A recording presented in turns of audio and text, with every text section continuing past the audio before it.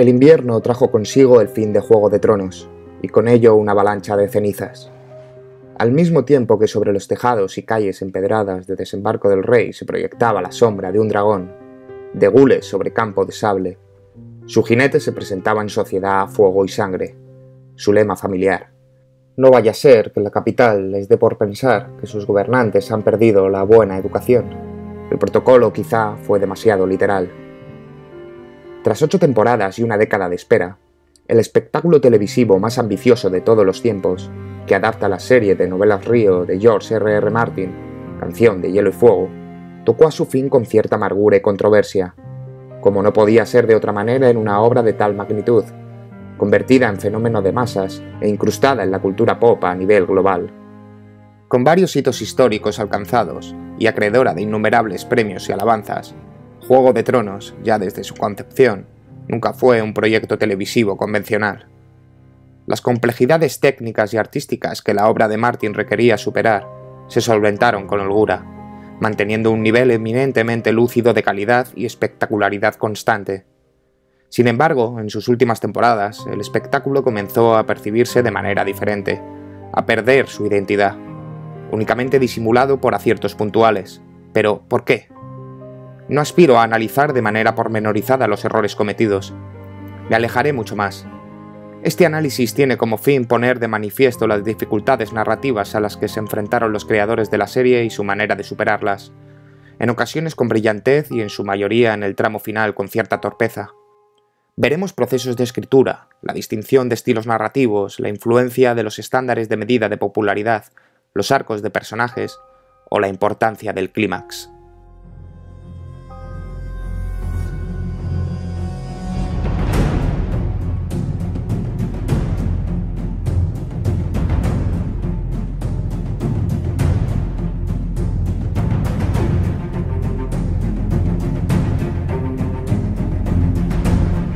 Al acometer el proceso creativo de un relato, podemos localizar 2 tipos de escritores diferenciados según su enfoque: el escritor de mapa y el escritor de brújula. El escritor de mapa es aquel que concentra sus energías en detallar una estructura narrativa genérica del relato. Planea, digámoslo así, el viaje con antelación. De esta manera, genera un esquema sobre un plano completo por donde transitarán sus personajes, con poco margen para la desorientación. Las dificultades que puedan surgir por el camino podrán salvarse más fácilmente, sin necesidad de dar múltiples rodeos, ya que existe una meta específica que puede ser detallada en mayor o menor medida. Por otra parte, ubicamos al escritor de brújula como segundo tipo. George R.R. Martin es el ejemplo perfecto. Odia los esquemas. Martin es esclavo de la caracterización de sus personajes y de las decisiones que toman al enfrentarse a los diferentes problemas que el relato plantea. Evidentemente existe una idea, un propósito, un devenir de la historia, aunque sea levemente bosquejado. No obstante, el relato se abre camino a través del mapa y no al contrario. El proceso es más lento y arduo, qué duda cabe, pero se obtiene una gran recompensa cuando eres un escritor experimentado, como lo es Martin. Siendo la descripción de los tipos de escritores equivalente, Martin prefiere representarlos como arquitectos y jardineros. Él, por supuesto, es el jardinero. Abre un hueco, entierra una semilla de caracterización, la riega y observa cómo crece. Mientras la semilla se desarrolla, descubre las ramas que van emergiendo. Las ventajas de acometer un relato de esta manera se ven reflejadas en los personajes y las tramas al fluir con naturalidad y veracidad. Por supuesto, tiene sus desventajas. Los personajes pueden descontrolarse, alterando sin pretenderlo el ritmo narrativo e implicando directamente a la trama, que puede enredarse. Pongamos un ejemplo: la imposibilidad de Daenerys de abandonar Meereen. Martin había ideado su llegada a Poniente, pero no podía despreciar las cualidades que había otorgado a su personaje, o caería en una incoherencia que solo haría que empobrecer la historia. El problema residió en las decisiones tomadas por Daenerys en la Bahía de los Esclavos. Tras derrocar a los esclavistas en Asta por Yunkai y Meereen, y ya afincada en esta última ciudad, la consecuencia lógica era que las 2 primeras no mantuviesen la paz por mucho tiempo. Por consiguiente, la huida de Daenerys hacia Poniente no tenía razón de ser, pues sería traicionar la profundidad de la caracterización del personaje, alcanzada mediante sus tomas de decisiones anteriores. Había plantado una semilla, y ésta había crecido con multitud de ramificaciones. Así que Martin sufrió tal bloqueo que tuvo que pedir asesoramiento. Las desventajas del jardinero.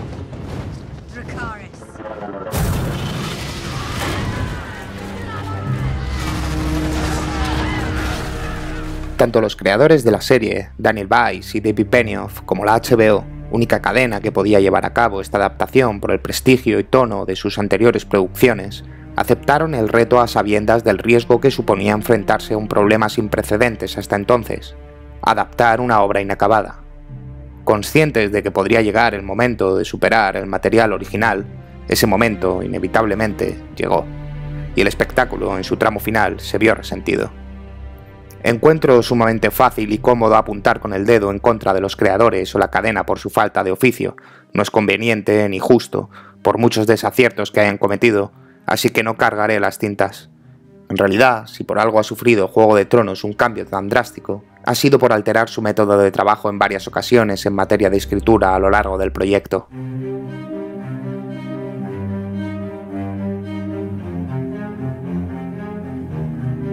Juego de Tronos comenzó siendo una adaptación increíblemente cuidadosa y fiel de la serie de novelas original, que, como hemos comprobado, se enfoca mediante la escritura de Brújula, un material que, por otra parte, no alberga muchos obstáculos de adaptación, salvo por sus altos costes de producción. Además, quizá influenciado por su antigua etapa de guionista, Martin utiliza recursos narrativos muy propios de la televisión. Los capítulos, por su parte, avanzan mediante los diálogos entre personajes, lo que ayuda sobremanera a la ficción televisiva. Incluso elegir a dos de los principales actores se me antojaba sencillo. ¿Quién no imaginaba al leer el primer tomo a Sean Penn en la piel de Ned Stark y a Peter Dinklage encarnando a Tyrion? De hecho, fueron los únicos actores elegidos sin tener que superar prueba de casting alguna. Una vez que el material original comenzó a agotarse, Daniel Weiss y David Benioff idearon una fórmula mixta, un nuevo método de trabajo donde siguieron incluyendo arcos argumentales de las novelas y los mezclaron con material de su propia cosecha, recogiendo las semillas que Martin había plantado. En esta fórmula, y teniendo en cuenta la altísima popularidad que había alcanzado el proyecto, intervinieron otros factores, como el Q-rating o el Q-score. Para elegir las tramas y personajes a explorar, la cadena se vio influenciada por estándares de medida de popularidad, tanto de sus actores como de sus personajes. Así que, si un personaje o un actor obtenía un índice de popularidad alto dentro del show, era el deber de los creadores explotarlo. Pronto se dieron cuenta que no funcionaba. Para muestra, el arco argumental de Dorne de la sexta temporada.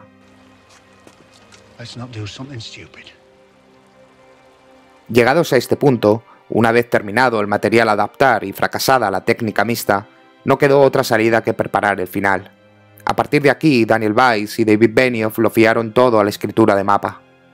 Un enfoque que no habían llevado a cabo en este proyecto hasta el momento, y el motivo por el cual Juego de Tronos comenzó a percibirse de manera completamente diferente. Teniendo como límite autoimpuesto 13 capítulos divididos en 2 temporadas, cogieron las fichas que les quedaban en el tablero y articularon el ritmo a imprimir, las cotas a las que llegar, los momentos de pausa, aceleración o tensión, los puntos de giro, las cúspides que los espectadores deseaban experimentar o los desenlaces de los personajes protagonistas y secundarios, confiando en seguir sorprendiendo en cada temporada. La manera de unir todos estos puntos de mapa jugando con la emoción y acción de los personajes tuvo como resultado cosechar las desventajas de la escritura de mapa. El desarrollo de la trama dejó de ser orgánica para resultar inverosímil.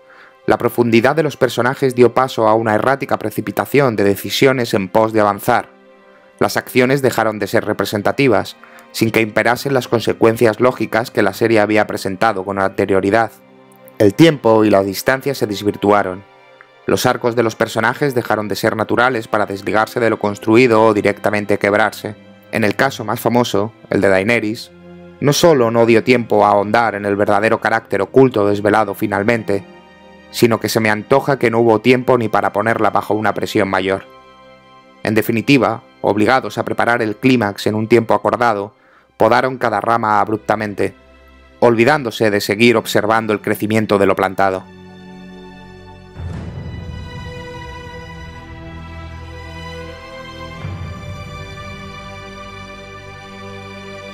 No me cabe la menor duda que la decisión tomada por D&D es correcta y entendible, al menos teóricamente, teniendo en cuenta la complejidad que suponía el reto, dado que les hubiera sido sumamente complicado seguir alimentando nuevas tramas y acontecimientos a la altura de lo ya mostrado. Sin embargo, bajo la visión del espectador, este giro inesperado de enfoque ha adulterado de manera indudable la obra. Los tiempos de entrega en la ficción televisiva son rígidos e ineludibles y han corrido en su contra, lo que ha llevado a una gran parte de los espectadores a alejarse emocionalmente del devenir de unos personajes con los que empatizaban y que ahora les son indiferentes. Stories. There's nothing in the world more powerful than a good story.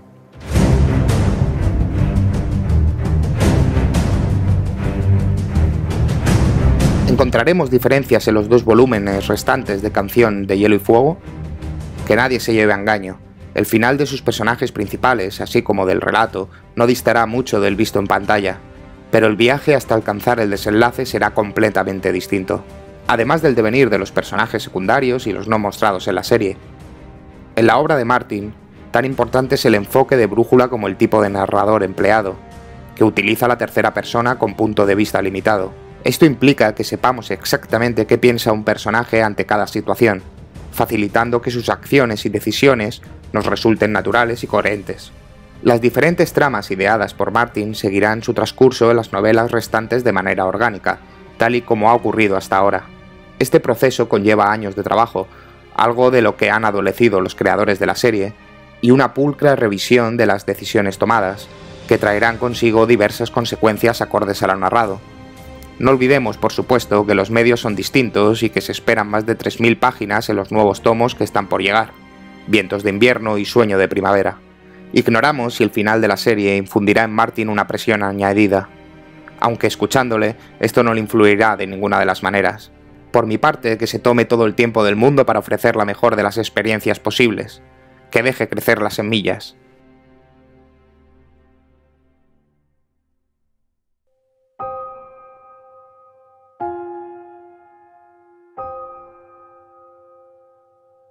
Existe una de esas afirmaciones sin demostrar, ni falta que hace, que toda obra trata o se recuerda por su desenlace, por el tratamiento del clímax, por sus últimos 20 minutos en caso de ser una película. Si su último acto es insatisfactorio, no importa cuántos logros hayas conseguido con anterioridad. Es doloroso reducirlo todo a escombros por una fracasada última temporada, no es de justicia. Pero que le hablen de justicia a Damon Lindelof, que entró en una acuciante depresión tras la conclusión de Perdidos, contado por él mismo. Me alegré inmensamente cuando tuvo la oportunidad de redimirse con The Leftovers. Puede que Daniel Weiss y David Benioff decidan alejarse del tumulto por un tiempo, a tenor de la avalancha de ruido y críticas negativas en las redes, o puede que no. Solo el tiempo dirá dónde quedará encuadrada Juego de Tronos en la memoria colectiva. Al fin y al cabo, esto es un final, no el final.